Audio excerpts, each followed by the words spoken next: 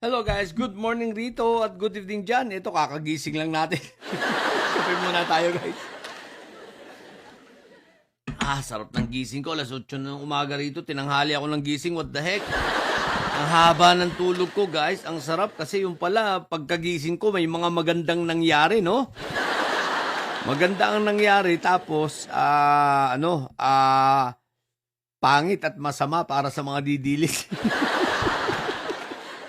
Hoy mga didilis, may tanong ako sa inyo. Ito, malamang alam nyo na ang aking sinasabi ngayon at ang aking pinapatungkulan ha. Ito ay ang tanong ko lang naman ano kaya kumilos na kayo sa bagay na ito? Okay, ang aking sinasabi ay ang hindi pagbibigay o ang hindi pag-grant ng TRO kay Inday Sayad. So hindi grinant yung TRO na ni-request ni Inday Sayad para ipatigil ang impeachment. So, ngayon, ang ginawa ng Supreme Court, syempre, pinasasagot yung pinasasagot na lang yung Congress, which is normal naman. Nangyayari yan. Kung hindi in-outright dismissal, part ng procedure yan, pasagutin. Pero ito yon, hindi iginawad o igrinant ang TRO kay Inday Sayad. So, anong ibig sabihin? Ibig sabihin, wala nang makakapigil. Tuloy na ang April 14. Kaya maghintay tayo, makakakita tayo ng isang may sayad na nabaliw. No? Sayad na baliw. Isipin mo yun, ano kaya ang itsura ng isang sayad na nabaliw? Nababaliw sa pagkataranta, hindi na alam kung ano ang gagawin. Pero ito naman, ito ang sa akin. Mga didilis, ginawa nyo na ba ang trabaho ninyo? Aba, sayang ang bayad sa inyo.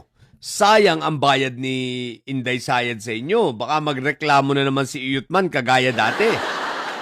Oh, di ba yung mga vloggers ng Bayoteros, itong mga vloggers na sila Dugyot Bugris, no? Sino pa ba? Itong mga vloggers na sila Mandalulo. Sino pa ba yung mga vloggers dyan na mga bayaran? No? At ito, itong grupo ni Joey D. Biber, ni, anong pangalan nito? Sila Tio Moreno. Aba, tsaka yung mga, yung mga maliliit na vloggers, yung mga nagko-comment, itong mga, nasa mga, pangalan na itong mga grupo sa, may isang grupo pa sa Davao ng mga hinayupak na nakalimutan ko na pangalan no? O ito na lang, ang tanong ko sa inyo, nagawa nyo na ba yung trabaho ninyo? Nagawa nyo na ba yung trabaho ninyo na gibain naman ngayon ng Supreme Court? Tirahin nyo ngayon ng Supreme Court, aba-aba at palabasin ninyo ang naratibo ninyo, sabihin ninyo walang utang na loob. Isipin mo ninyo, 12 sa Supreme Court Justices ay appointed ni Fentaboy ninyo. Tapos hindi tumatanaw ng utang na loob. Dahil dapat sabihin nyo, trabaho ninyo Supreme Court bilang pagtanaw ng utang na loob sa aming mga poon, itigil ninyo yan, ipatigil ninyo yan, mag-issue kayo ng TRO. Dapat ganun. So kayong gawa na kayo ng fake news, ano pang hinihintay nyo? Tirahin nyo ng Supreme Court yan, 12 yan, Huwag kayo papayag na hindi nyo tirahin ng mga yan kasi, isipin ninyo si Inday Sayad, dapat protektahan nila, hindi na nila prenotektahan ngayon. Diba, di ngayon magtutuloy-tuloy ang hearing sa April 14. Ako po, Rudy. Wala nang atrasan yan.